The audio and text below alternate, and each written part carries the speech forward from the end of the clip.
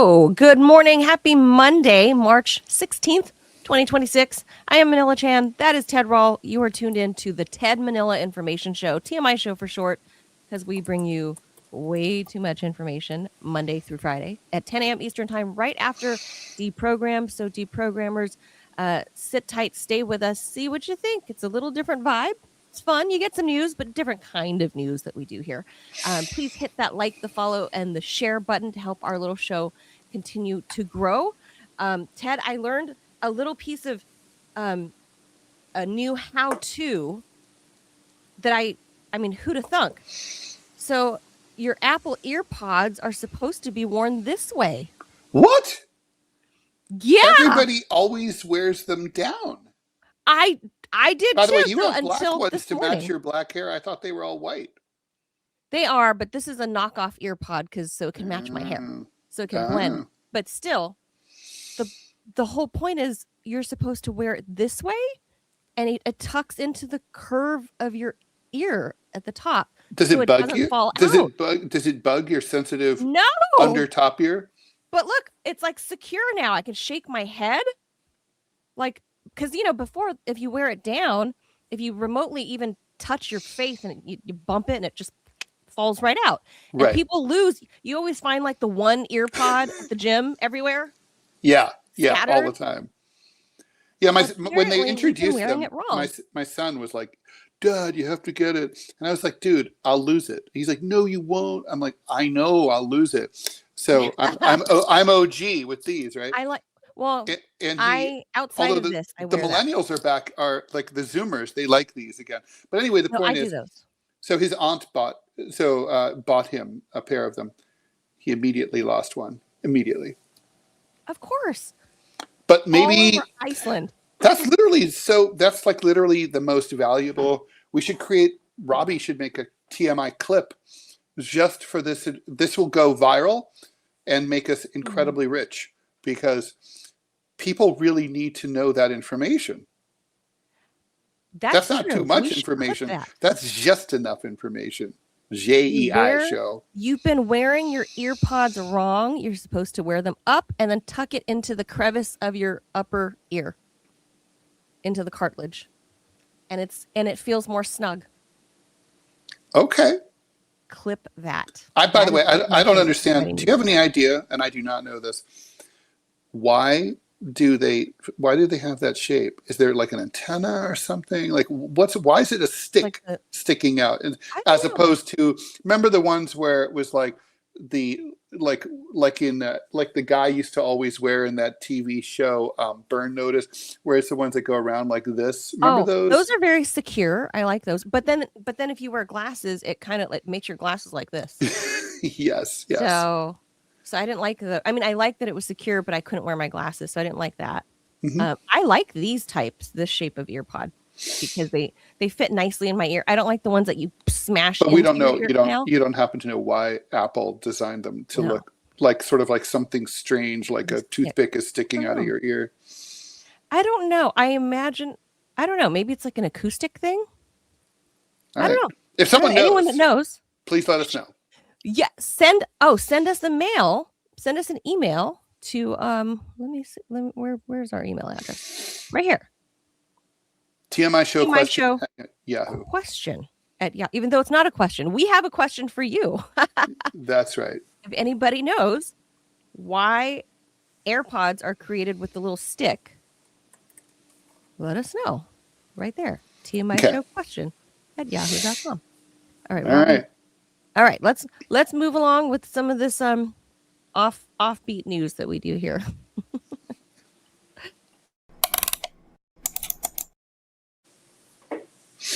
All right. Hey, did you hear the Jaws? Did it go? Yeah, I heard them. It didn't. They were kind of like I wouldn't really say they were Jaws. They were like sort of like creaky Joe Biden teeth. Yeah, I didn't. They were a little anemic. I wonder if I altered my volume when I touched my. Maybe it's your cartilage is causing problems. Robbie says something's breaking. What's breaking? Is there something breaking? Oh, attack on Camp Victory in Iraq. Casualties reported. Well, I mean, that's to be expected. It would really suck to lose Camp Victory. See what I did there? Yes.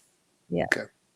I guess okay, that just happened. So we will keep an eye on that and see what happens. But on that note, actually, so President Trump has, Ted, I don't know if you've heard, has threatened media organizations. I don't know if they mean like, I don't know, like CBS News type of organizations or even little TMI show organizations.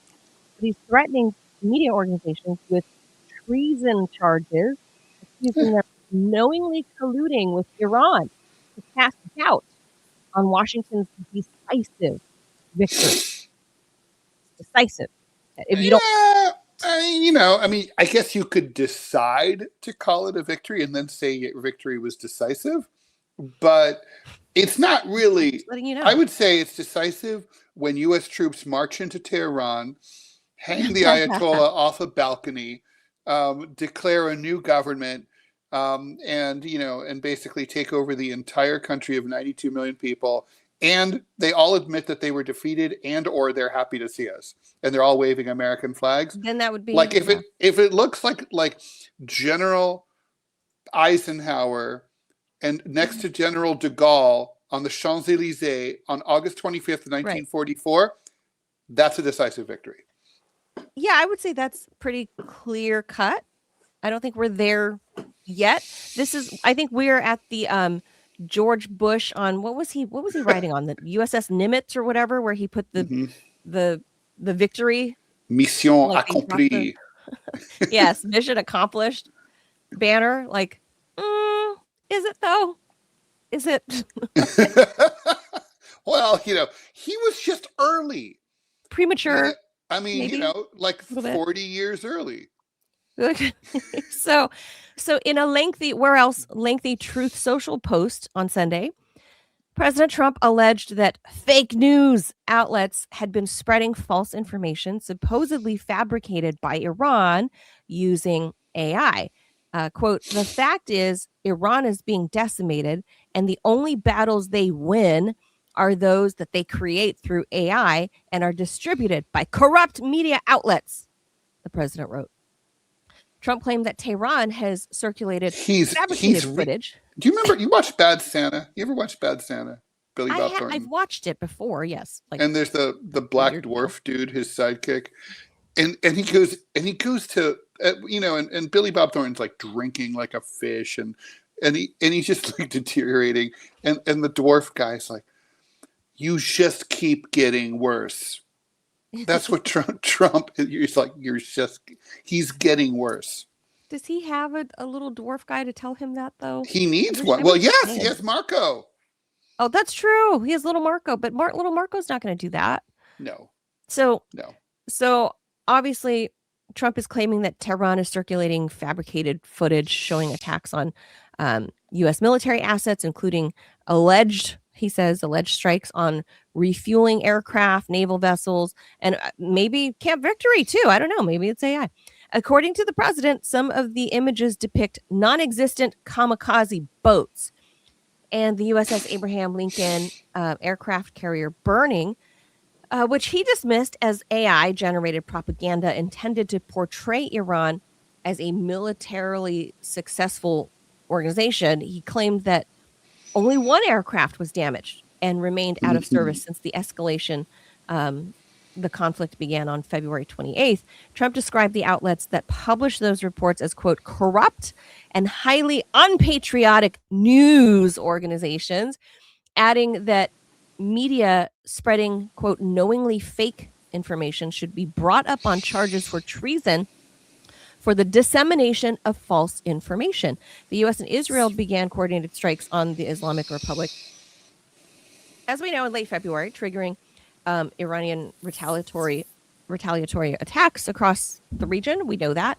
And reports do suggest that more than 10 U.S. aircraft have been damaged or destroyed, including several refueling planes, sometimes by our own mistakes, which is really awful because we just lost 6 service members who crashed the refueling plane and other assets. No one is better at killing American troops than the American military.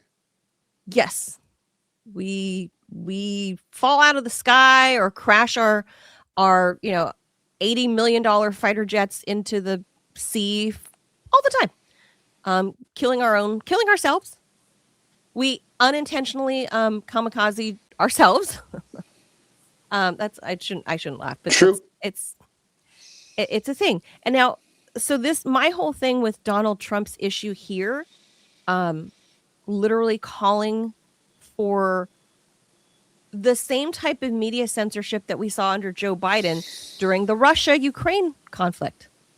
This is the same type of thing. We're seeing this all over again when it was the Republicans that were shitting on all the Democrats for the last 4 years or 5 years ago, saying that you've got a stranglehold on media. And that's largely true. Obviously, that was before Elon bought Twitter. And there was a lot of stuff we couldn't see, and you could only harp on Slava Ukraini, right? If you didn't do that, you were banned. You were kicked off of Twitter. You were kicked off of Facebook. But now we're seeing it in the reverse. It's like Victory USA, or else you're treasonous. Like, yeah, by the way, I think swinging Donald the other Trump way. needs to know what treason is. Even if what he was alleging was true, which it ain't, it's like, that's not treason. Yeah, I don't think that's treason. And I don't know if he's familiar with the First Amendment, Ted. That's kind of a thing in the U.S. Yeah. We have this well thing. And by the way, this is I think we would be remiss if we didn't mention the head of the FCC and his recent threat a few days ago that any broadcast entity that displeases the administration should be stripped of their broadcast licenses. Did he say that? He did.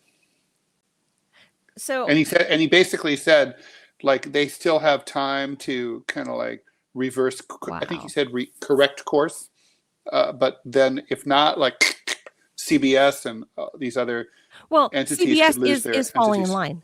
That's yes. why. That's the whole reason that Ellison bought it. It's the whole reason he put Barry Weiss in charge of it. Yeah, Barry Weiss. Is it pronounced Barry? I mean, we say it Barry, but does she pronounce it Bari? I don't know. I think it's like you said, everyone I know pronounces it Barry. I should find out. She went to my alma mater. There must be some Colombians who know. If you're a Columbia person who knew Barry Weiss, email me. We all say Barry, but I don't know if she calls herself Barry or Bari. I don't know. But anyway, that's the whole reason she's in charge. Bari. Yeah. I don't know. Or Barai. Barai. I think Barai would be good. Barai. I don't know. I've had people come up with creative ways to pronounce Manila, even though it's like the folder, the Philippines, the oysters. It's a major city and everything. I know. And at the doctor's offices, I'll get Manila, Manila. Manila. I'm like,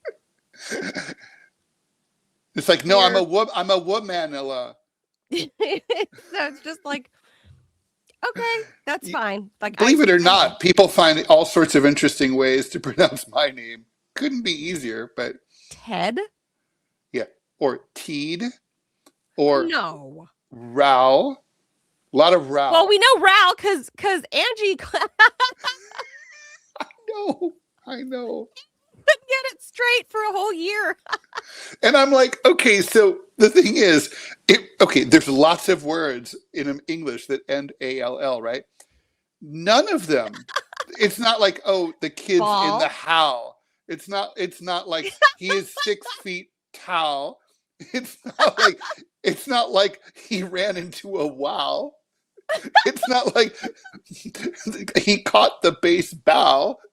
Right? Like he made a phone cow. Like none of these, right? That's what I couldn't get that either. Like, God bless Angie. I miss her. But I'm like, but Angie, I've literally had a talk with her. I was like, Angie, I mean, it's like a basketball, Ted. Rall with an R. And she's like, I know, I don't know why. It just comes, I know it when I'm off air and I can say it, but then when I'm on air, it just comes out Rall. And I'm like,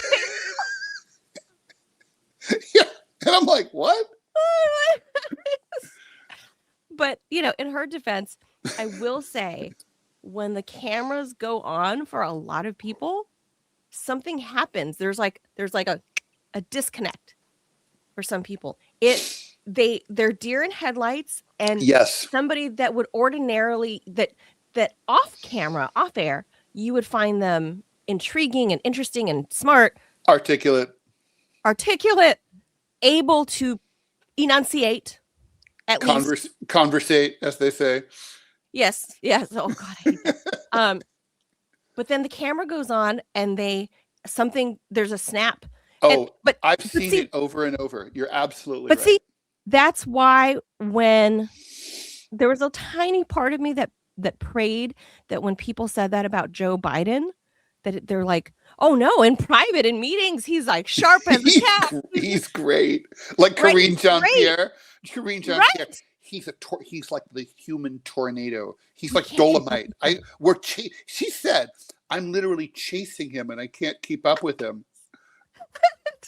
I'm like, you could chase him. You could chase him like while sound asleep and still catch him, I think. I know. Look, there was a tiny part of me that was like, well, I mean, I do know, being in the media industry, that as soon as the microphone is hot or the camera is hot, that something happens, right? So I know that can happen. Sure. But I was like, I don't know that after 50 years in the public domain like Joe Biden, that's true. Right. No, that's not true. And, I remember I was starting to wonder that myself. And I YouTubed like Joe Biden Senate speech, 1989. And like, no, he could talk. And by the way, that stutter that, the Democrats are always talking about, it's never been anywhere to be seen. And you know who denied that he had a stutter more than any? Joe Biden. Joe Biden said, he's like, I had a stutter when I was a kid and I worked hard to get rid of it. And I did. And he was telling the truth there. I mean, there's no evidence as an adult that he ever had a stutter. No. But, that's why there was a part of me that gave a little credibility to what Karine Jean-Pierre said, about. Although that's like sort of like the reports of like secretly, one-on-one, Hillary Clinton is adorable and fun to be around. And you're like, so I remember I used to joke like, well, she could be elected president if she personally went out and drank with all 330 million Americans. Right. But it's a big country. It's not Liechtenstein. So sorry. If you run for the president of Monaco, you might win. Nobody knows that version of her. But anyway, we're way off topic on that. But I call bullshit on that too. Total bullshit. Come on. She is such a ball masher. You know it. You know it. Totally. You know No, Manila, a bowel masher. She's a bowel masher. She will punch you in the bowels. But Manila, we have to hurry because we have to get through all the stories. All of the stories, because Robbie has to go on time today. But that's the story here, is that Trump, Ted, I'm starting to get scared that you might be right, that not only are elections going to be put on hold in the FAL. Yeah, I believe so. Yeah, not only are they going to be put on hold, this FAL, but maybe we'll cancel the First Amendment on social media. I think that's all part of it, right? Like, I mean, just think about like all the messaging coming out of the administration, whether it's intentional or not. It does all have the effect of discrediting the elections. Like, oh, you can't trust it because without the SAVE Act, the Democrats are going to cheat. The first. Or do you see anything in favorable to the AI, Iranians? There's too much AI shit. Like, there's. Yeah. Laura Loomer is going to rat on you and say that you're, working for the Iranian government or whatever. Right. So, she's a dangerous, crazy bitch. Some people do say, by the way, false reporting should be punished more. Like, she just made a formal referral to the DOJ to investigate Tucker Carlson, right? I mean, that's a false report. I mean, it is a false report. Yeah. And like wasting the DOJ's time and therefore It should my be up there taxpayer with money. perjury. Yes, she should be held. People should be held accountable for doing shit like this. By the way, the FBI agents are going to be like, oh, brother. And like, it's a total fucking, but they have to look into it. It's so stupid. Do they though? Do they? No, they don't have to. They should. They don't. Yeah. Right. They don't have to. That's the thing. Like it's, look, I think that's applicable to not only at the DOJ level, but even at us Joe Schmo level, right? When I've seen it firsthand. Ex-wives making shit up. Oh yeah. Against their ex-husbands it didn't. We're witness to this. Full. I mean, transparency. I'm divorced. My ex-wife never did that to me. Okay, so I want to be very clear. You're lucky. But I do. I mean, and she and I really did have an amicable divorce, and it was a credit to her, the way that we did. That's good. So seriously, people always complain about their exes, and with good reason. But in this respect, I have no complaints at all. We handled it really well. We can still, if we want to, either of us can pick up the phone and talk to the other anytime. But that's tantamount to a false police report. But yeah, it is. I mean, I've seen it on my CPA was going through a bad divorce, and his ex-wife accused him of fucking and raping their 16-year-old daughter. Now, it wasn't true. And fortunately, the girl was very clear about the fact that did not happen. That's heinous. It's heinous. But I mean, like, that horrible woman should have been brought up on charges. Right. You're filing a false police report. What Laura Loomer did to Tucker Carlson is tantamount to that. Yes. But not enough people. And I suppose it's because there's not enough resources to do it. But maybe, I don't know. But in really egregious cases, it should be prosecuted. Yeah. People should be prosecuted for sure. This is a really egregious example. You can't just be making shit up on people because you don't like them. Yeah. And it's a really serious allegation. I mean, she's literally accusing someone of the only crime that in the United States Constitution specifically calls for the death penalty. For execution. Even murder doesn't do that.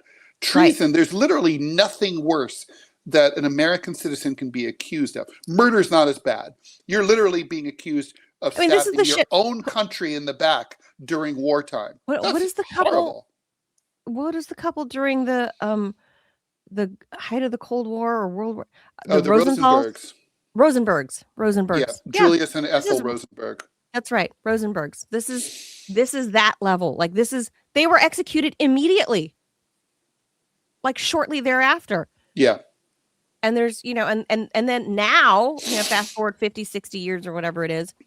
Now there are people that are beginning to question, thanks to the Rosenbergs, 2 boys who were adopted out, obviously, because they were small children when this happened. Horrific. But the Rosenbergs, now senior citizen children, are FOIA-ing, files from their parents' stuff and showing that Ethel probably had fucking nothing to do with it. Yeah, no, I think that's the conventional wisdom. Ethel didn't know anything, and Julius probably was guilty to some extent. Maybe, yeah. But this is, I mean. Well, it's kind of like it's like Maduro, right? Like, okay, there might be a case to be made for prosecuting Maduro, but the wife, his wife, yeah, like the missus, like what? Anyway. That's this whole story, and I find it appalling that Donald Trump is fucking going out there and saying treason, using the T word, because I was angry when Biden did it, right? And it's so wrong. Did that to us by taking us off air, making us lose our jobs, and dismantling whole companies, right? Destroying families, whole families. Yeah. Yeah. Like with not having a job, that kind of destroys families. Biden basically did that to us. Yeah, basically called us treasonous. Yep. And now Trump on the flip side is doing the same for people that are not like licking boots to say the U.S. is, destroying Iran. Yep. So that's where we are. All right, Shall let's we? move on. Okay. The U.S. State Department is drastically reducing the cost of something you probably don't think about very much, the cost of renouncing your U.S. citizenship, ending a years-long legal battle over the price of relinquishing your passport. In an update published in the Federal Register, the State Department says it's reducing its consular fees for renouncing U.S. citizenship to $450 from $2,350, a more than 80% reduction in cost for this process. The policy change is effective April 13th. The change announced on Friday returns the fee to where it was in 2010, when the State Department instituted a charge for Americans who wanted to say, I'm no longer American. The process is arduous. It requires a lot of work by consular officials, including confirming that anyone who wants to give up their U.S. citizenship fully understands the implications of doing so. Obtaining that certificate of loss of nationality requires 2 interviews with consular officials, a vetting process, and a formal oath of renunciation, which can take a lot of months. Now, for years, the government has jousted with lobbying groups who represent Americans and former Americans overseas who called the fee $23.50 exorbitant. Among them is the Association of Accidental Americans, one of my favorite acronyms of all time, which legally changed the Association of Accidental Americans. It's so great, which legally challenged the increased fee and tried to have the difference returned to their clients. While there's no figures showing how many Americans have decided like they no longer want to be American, about 9 million expat Americans live overseas. But of course, most of them do not want to renounce, but some of them do. For them, American citizenship can be arduous. The US is one of the only countries on the planet that taxes you even if you don't live in the country. So if you're off in Belgium and you're earning, you have a job working for a Belgian company, you do have to pay, or Dubai, you have to pay those taxes where you live to that country, of course, but you also have to pay the US. So it's like you're paying twice, you're being taxed twice. So on top of that, you have to file this tax return. And also, it's a real pain in the butt to open a bank account because of the USA Patriot Act. And there's foreign banks that have all these reporting rules for U.S. nationals. So this all used to be free until Obama in 2010. That's when the State Department instituted the $450 fee. And then there were a lot of requests starting at that time because of foreign banking requirements instituted back in 2010. So the State Department said, because so many of you people want to do it, we're going to increase it to $23.50 in 2015 at the end of the Obama administration to cover what they said were the full processing costs. So first of all, I have a lot of thoughts about this. First of all, fuck the United States government and the IRS for trying to tax people who are earning a living not in the United States. Yes. That should be stopped. It's obnoxious. And that's the main reason why people decide like, okay, I don't want to be an American anymore. I don't think you want to encourage people to think, I'm being taxed so much, I'm going to have to give up my U.S. citizenship, where basically your U.S. citizenship for people who work overseas becomes a luxury item, like driving a Jaguar. Like, no, that's stupid. And my other thought here, Manila, is let's say you're like, okay, like you're like me, you're a dual national.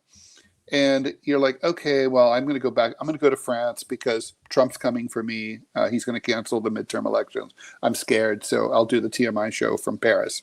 Okay, well, these are all thoughts that are going through my head, right? So I do that. Why do I really care if the U.S. is mad at me? Like, what happens if I blow off the U.S. and just say, I'm just going to ghost you and not return your calls or your angry letters? Like, who cares? Like, okay, I mean, I'm not coming back. I owe you $23.50. Blow me. I'm gone. I'm in France. Eat me. The French aren't going to extradite me because I failed to pay your exorbitant fee or even your $450. I mean, why don't people just ignore it? I don't know. I mean, because Robbie's asking, like, what happens if you live abroad and then you don't pay those taxes, like if you don't file. So I lived abroad in Dubai, right? And I had to, every fucking year I had to file and pay taxes to basically what I Two saw it countries. as is to retain my Americanness. I mean, and I'm getting no benefit to my tax dollars. I'm not driving on those roads. I'm not, I'm not going to those parks. I'm not going to You're, those schools. yep. I receive no benefit for, I'm not seeing, like, why? I'm not using anything that my tax dollars are paying for. Why am I paying taxes? And I'm paying local and whatever taxes where I live. And that, so here's the thing is, for me, I knew I was coming back. I knew I wasn't going to stay in Dubai forever. Had I skipped out on filing those taxes, I would have had huge, because the fees are often greater than the taxes themselves. Yeah, If you don't, that's the problem. It's the penalties, that's which how is they why get I you. always tell people who have a problem with the IRS, like they can't afford to pay their taxes, call the IRS, make a payment plan. The interest rate is really not that bad. It's like pretty low. If you talk to Yeah. them, it's not that bad. But if you just blow them off, then the penalties are brutal. But so you having dual citizenship, that is something I never could have done in Dubai. They don't offer that. Very select non-Emiratis get citizenship Mm, in the Emirates, even if you're born there. Like, I have friends at this point who have young adult children, right, that are, almost 18 years old, that are born there, raised there, but the parents are, let's say, Aussie expats or British expats or whatever, but the kids have never lived anywhere else except the UAE. Those kids will never be Emirati citizens. Um, right. Pavel Durov, the guy the founder of Telegram, he's one of the rare non-Emiratis who was granted citizenship. Um, but of course, they do that when you're a billionaire. So, it's kind of like Monaco, right? Like the UAE is. It's kind of a tax haven for the super rich, right? And you can kind of buy your citizenship, but even if you're born there, raised there, you're not going to have it. You can't get it. So for you being a dual citizen though of France, Ted, do you have to pay any taxes or anything to the French government or do anything? Do you No, have to do because anything? France is a civilized country and does not tax its citizens overseas. Only if I lived in France, would I be taxed subject to French taxation. So there's Now, no cost to you right now. none, none. The only taxes I pay are I have a little bit of property in France, kind of like Right. Zoran Mamdani has some property overseas. Family, yeah, family Yeah, so property. I have a little family plot. I pay the property taxes on it every year. That's it. Oh, but that's different. That's property. You actually Yeah, have no, I mean, if property. I sold it, I wouldn't owe anything. Yeah, That's it? that's Huh. it.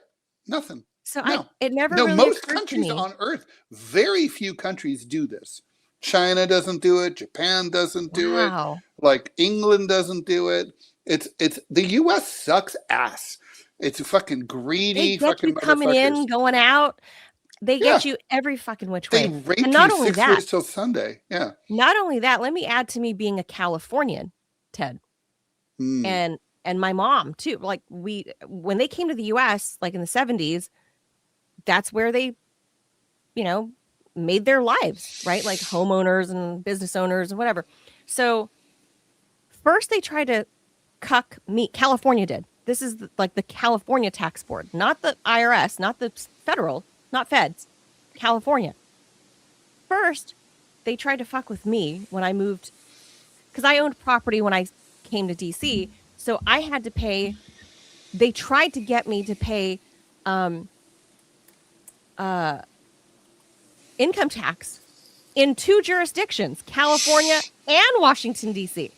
Okay, Oh, I've had that experience, Manila. I had a job in New Jersey. I lived in New York City. I commuted to New Jersey every day, and I had to pay taxes in both states. and then I had to pay the property taxes there, obviously, because I owned property there, and eventually I sold. But then when I left, they tried to say there was some kind of taxes I owed for stopping being a Californian.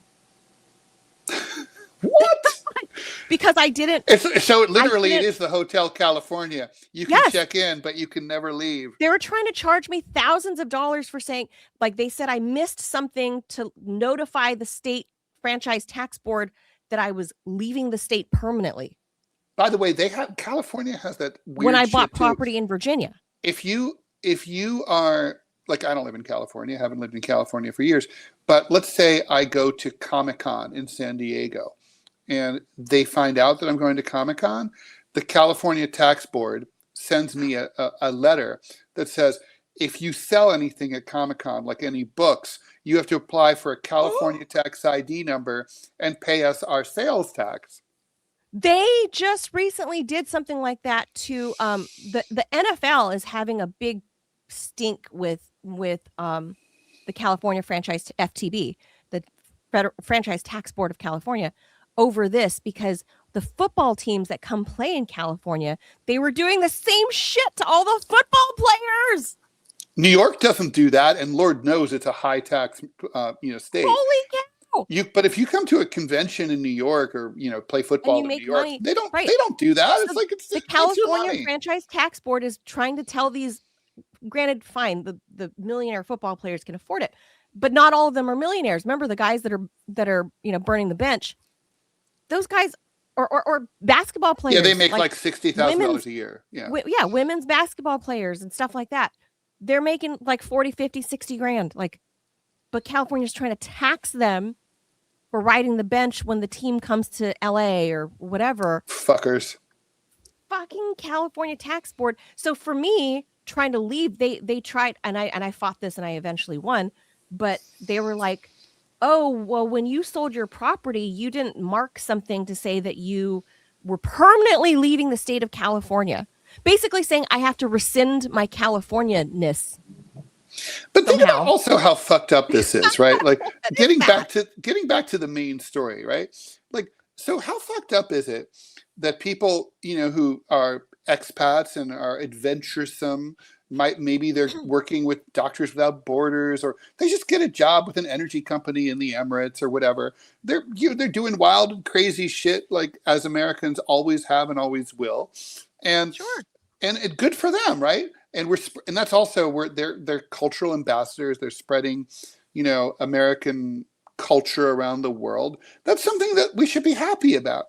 And it's like, so literally we're forcing them to choose between paying exorbitant taxes or having to give up their citizenship. I mean, the US, like if you're born to the United States, the warm bosom of Mother America should be there to embrace you anytime you want to come home. That should be the take. I mean, when you, I don't know if they saw this sign up, but last time I flew into Beijing, there was a huge banner at the Beijing airport that says, welcome home, all Chinese ethnic and Taiwan overseas Chinese. You're back in the motherland. We love you and we embrace you. That's the sentiment that Americans should feel. We don't get any of that shit. No, we're treated like dog crap. We're fucking tax mules. That's all it is. That's the whole point. In every which way, they screw you in every which way. And by the way, think of the irony here. Think of the irony. At the same time that this government is moving toward denaturalizing green card holders because of like minor crimes, other people who are law abiding and earning an income are being fined because they don't want to be Americans anymore. This fucking country can't fucking decide. All they can decide is no matter who you are and what you're about, we're going to find a way to be an asshole to you. That's right. Adrian says, how would the IRS know what you have or earn overseas? I guess Americans are very honest people. I would say generally, yes, Americans are pretty honest. But in my case, how did they find out? That's a great question. That is a great question. It's very valid. In my case, because I had to file with like the embassy there, let them know, like you have to, in order to have, any kind of protection, if you're going to live and have a live abroad visa, right? Like the US government has to know about it. and Really? the Why? foreign government has to know about it because you're getting a visa and you have to notify. There were all these rules I had to. So These you hoops I go had to to jump you through. go to country XYZ, right? You go to like, Sure. Bugistan, and like and like so the buggies say you're welcome to stay here and work. Okay, why do you have to notify the Americans if anything? So you have to I was putting a hold on my mail. I had to I took all these precautions to be like, okay, creditors, I'm leaving the country for a while. You're gonna see things ringing up in the Middle East. You're gonna see things ringing up. Sure. So, so all of that. Then you go to your embassy. At least the UAE made me. Um, I had to register my work contract before I can get a visa. The Emiratis made you do that, not the Yes, American government. the American. Well, to get my live abroad visa, they said in cooperation with the U.S. government, you have to notify your government that you are living here. So And you that's have to provide them obviously XYZ. so the answer to the question, at least in the case of the Emirates, and For me. presumably other countries as well, the Yeah, U.S.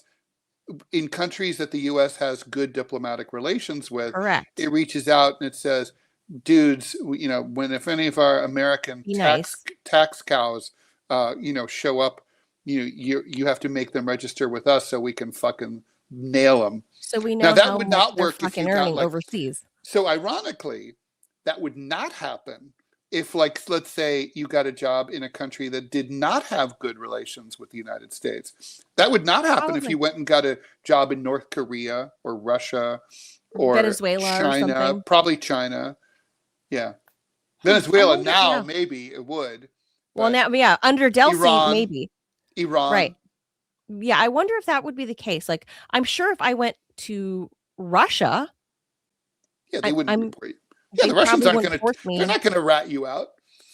Yeah. So the UAE, because of their relationship with the United States, being good Very close customers of the ally. DoD, Yeah, exactly. Yeah, that's what I very said. reliable customers, Hmm. they Client state. they say you need to do this. So that's what I had to do in order to get my visa on my blue passport. So I hope that That's answers so that. that's Adrian's answer. Okay. Yeah, but it's a very valid question. All right, let's move on. All right, here's a new health scare for everybody, Ted. My favorite. Yes, especially it's like all lung stuff, Mm. all pulmonary. Health officials are investigating a fungal outbreak in Middle Tennessee that has sickened dozens of people and left at least one person dead so far. The illness is called histoplasmosis, a lung infection caused by a fungus that lives in soil, especially soil contaminated with bird or bat droppings. Here we go with the bats again. Guano. Come on, dude. Why does bat poo have its own special name? It's guano. Like, how come, like, it's I not learned that from Ace pigeons Ventura. don't have a special poo name. It's just pigeon shit. It's just pigeon poop. So unlike many other outbreaks that we hear about, this one is not contagious, Ted. People don't spread it to one another. Instead, infection happens when someone breathes in microscopic fungal spores that get kicked up into the air when contaminated soil is disturbed. Health authorities say the cluster of cases has appeared primarily in Williamson and Maury counties just south of Nashville. I read it was like 40 miles south of Nashville. So far, So this roughly is definitely a very rural area. I've never been to Tennessee. So Mhm. is it rural? Yeah, Just that's 40 rural. miles south? That's Yeah, it? that's rural. That's rural. Yeah. Oh, wow. So far, roughly 3 dozen cases have been confirmed, prompting alerts from the Tennessee Department of Health urging doctors to watch for symptoms and increase testing. These symptoms can look a lot like other respiratory illnesses at first. People infected with histoplasmosis may experience fever, persistent cough, chest pain, fatigue, and night sweats, which means many cases can initially be mistaken for pneumonia or flu. Most people exposed to the fungus never get sick at all or develop just a mild illness. But for people who inhale a large number of spores or those with weakened immune systems or probably asthmatics. Yeah. Well, The actually, infection people, can become believe it, serious. asthma actually means that you have a more hyperactive immune system, not a weak one, Oh, so it's because like an autoimmune thing? it manifests because you're responding excessively to like Oh, dust or allergens more than you should. so histoplasmosis is not rare in this region. Um, I hate when scientists like try to write that. Like, of course it's rare if people don't know about it. It may not be rare, meaning like it's Well, been it's in saying it's not existence for rare. It's 100 not years. rare there. I don't know. Oh, the fungus that causes it is naturally found throughout the Ohio and Mississippi River valleys, which includes much of Tennessee and the Midwest.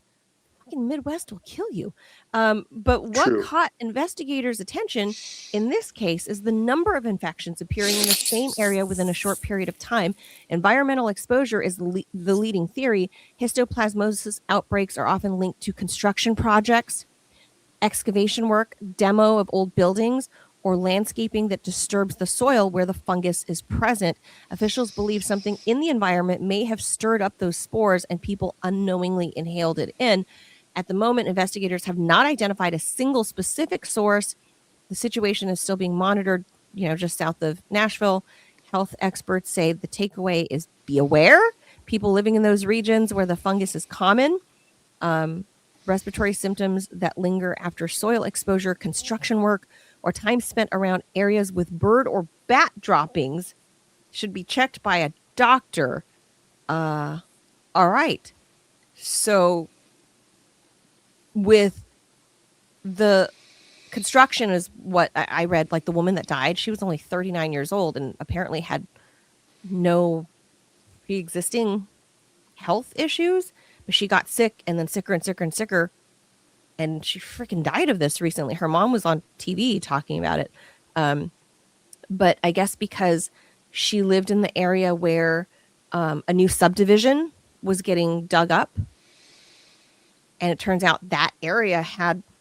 But now, here's my question is, if it's being dug up by demo or it's mostly because it's serious digging, right? It's not like you're walking around at a park or something. It's you're digging and the dust plumes are coming up and the spores get chucked up into the air.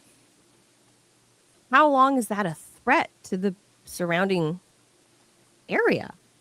Like Well, if your house is, at the beginning of the article, it said that the spores get kicked up in the air when contaminated soil is disturbed. The way I would read that is that it can happen casually just from someone, kicking up a clod of dirt. But it sounds obviously like, I bet that the guano adds up and piles up and seeps into the soil. So over time, because obviously, and there's spores. Spores last a long time, right? So a spore from like in the a air, bat well, anywhere. So a spore that was like, a spore could be 20 or 30 years old. So if it's in the ground, it could it could be 2 feet under, and then if it's dug up by an excavator, I would imagine that's why it's an issue. It's not like, the spore rots after 6 months or whatever, being in the soggy rain. Spores be lasting a long time. That is crazy. Like, just, I don't know, all these like natural health threats that we've never heard about are suddenly a thing. And the Rumble Room is saying perfect timing because Bill Gates needs a new vaccine. for the spores. Well, yeah, he's got to save us, Ted. His marriage fell apart. We found out he had a drippy peen, right, from Epstein, and he was trying to like drug his now ex-wife with some kind of antibiotic. Yeah, that's normal. So he needs something to rescue his image. This might be it. True. Histoplasmosis. All right, one more story. Although probably not, because you know what? They're not going to do a fucking, they're not, in all seriousness, they're not going to do a fucking vaccine for it because not enough people get it, and there's no profit in it, right? Not yet. They're going to go dig. Yeah. He's going to go digging around with excavators everywhere. Remember, he is the biggest rancher in America. Wait, Bill Gates? Yeah, he's the biggest landowner in America. He owns like of ranch land, of like empty plots of land. Bill Gates is the biggest landowner. Yeah. I don't picture him working. He doesn't seem like the working the land type. No. He's soft hands for sure. But he's going to be digging up. He can theoretically, if he wants to kick up mold spores of histoplasmosis, he owns a lot of land that he can go excavating and kicking up shit into the air. Huh. Okay. Well, that's true. All right. Well, it's not like he needs the money. No, but it can maybe save his image if he's like, I'll save you from this histoplasmosis. Do you think he's going to date? Do you think he's going to date or like? There's always going to be some gold digger that is going to want to hit that. There's always going to be some gold digger that wants that floppy disk. Some skanky hoe. All right, let's move on. And on a recent Sunday, a Buenos Aires plaza transformed into a makeshift wilderness for an unusual group of teens. Sophia, wearing a lifelike beagle mask, ran across the grass on all fours. Nearby, 15-year-old Aguara leapt through the air, clearing an obstacle course while imitating the precise movements of a Belgian breed dog.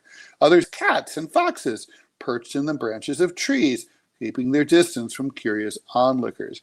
It was the latest gathering of Therians, people who say they identify mentally, spiritually, or psychologically with non-human animals. The trend has taken over Argentine social media, of course, over the past few months, gaining traction on places like TikTok, where the hashtag Therian has surpassed 2 million posts, with Argentina leading all other Latin American nations.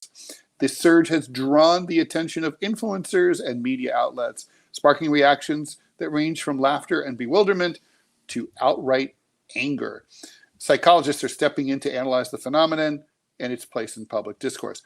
Aguara, who claims to identify as a Belgian Malinois and counts her age as the equivalent of 2 years. Malinois, is that what it is? 2 years and Jesse Ventura has those dogs. That's how I know what they are.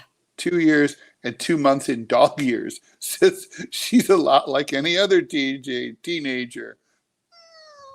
I wake up like a normal person and live my life like a normal person, she said. I simply have moments when I like being a dog. As the leader of what she calls her pack, the leader of the pack, Aguara, the name she identifies with, boasts more than 125,000 followers on TikTok and coordinates regular meetups around the Argentine capital. Soon she will be in the Trump administration cabinet.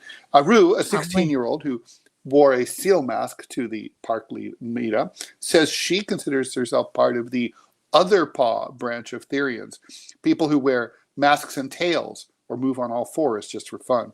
It's not necessarily about identifying as an animal, she said. She thinks the trend took off in Argentina because of the country's fairly free environment. For other, I guess dictatorship may have had its advantages. For other young Argentines, the movement has provided a vital community where they can feel truly accepted. Should parents be worried?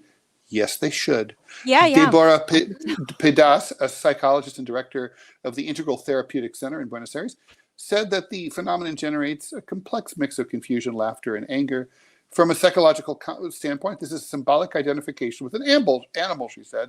It becomes pathological or alarming only when it turns into a deeply rooted belief and the person fully assumes the role of an animal, potentially leading to self-harm or hurting others or just looking like a total fucking freakazoid. So, Ted, let me ask you, is this something, a case we should worry? We should worry about the kids? They ain't all right? Or is this kid, we're talking 15 or 16-year-olds. Like, is this just kids being like what, doing make-believe, like what a kindergartner would do, just they're much older? I mean, okay, kidding aside, it's I mean, it's not nothing's harmful until it's harmful, right? I mean, so there's no I mean, obviously it's very strange. But I mean, I guess it's like acting, right? I mean, actors pretend to be someone or a character that they aren't really. These are people who are acting like they're animals that they aren't really. I mean, it's like, obviously, I'm surprised nobody mentioned furries, because this reminds me of the furry phenomenon. This is from the AP, by the way. This is not some like no-name outlet. The AP reported this. So it's it's like in Argentina. If they're and like the Japanese, they dress up in these weird, like, plastic get-ups, like these strange masks and stuff. I mean, not like everybody does, but some people do. I think it's retarded, but like, whatever. People be people if they want to do it. I mean, I think it's like, honestly, it's an individual case. Is it harmful? No, nothing's harmful until you see that the person's harming themselves or someone else, obviously. But is it stupid? Sounds stupid. If it was your kid, it wouldn't make me angry. It would not make me angry. And by the way, anger is never a useful emotion if you can avoid it, because it's like, because it basically blinds you and makes. If it were my kid, I would really hope that it would blow over. I would really hope it would blow over. You're 16. But you got to be careful. Like when but this, Manila, with kids, the more you tell them not to do something, the more they want to do it. So you really want to, like, it drove me crazy when my son was much younger.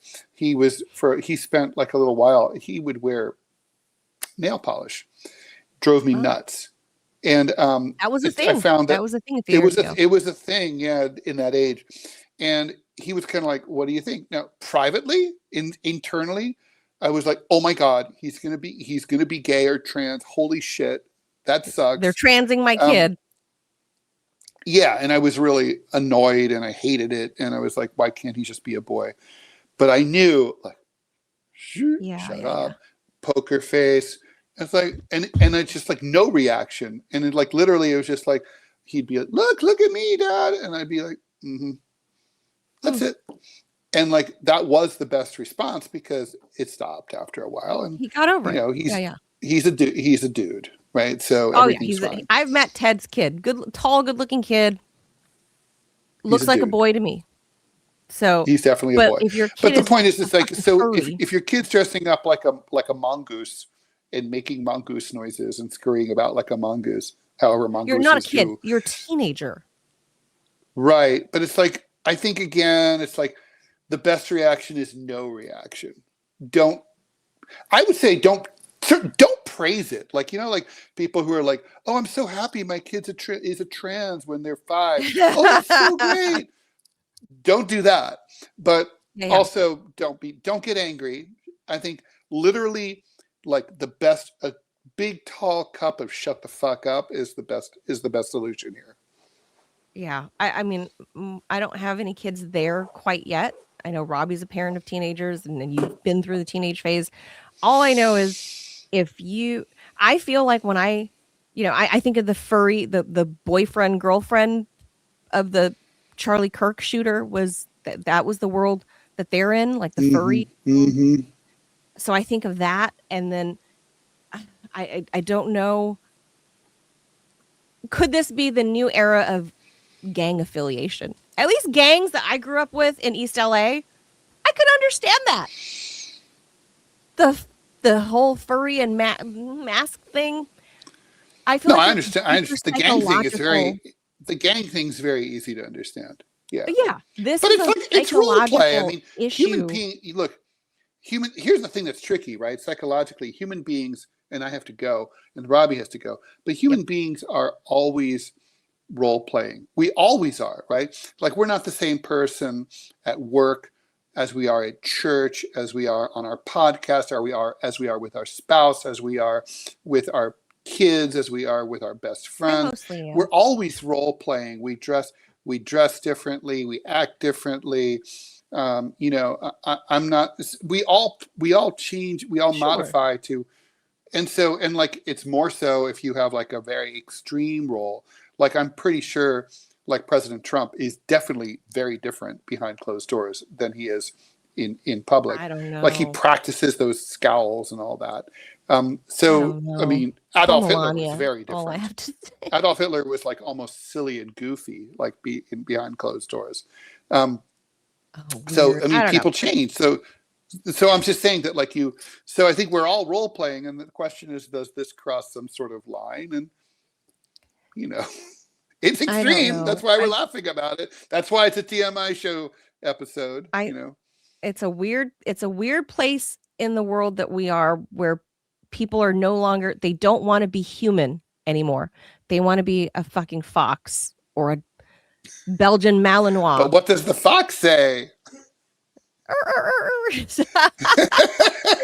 All right, we'll leave that there. I don't know. It's just fucking weird. And it's just, yeah, people want to abandon humanity. And I get it to some degree. I get it. All right. We'll end it there. Everybody's got to go. Adios, amigos. We'll see you tomorrow on Tuesday with some more weird news. Don't sniff bat droppings, apparently. So don't. Yeah, you can dress up like a bat, everybody. though. Oh, are we doing a raid, Robbie? We're doing a raid. No, we're not. No, not today. This week. Tomorrow. Oh, tomorrow. Okay, that's that. Adios, amigos. Bye.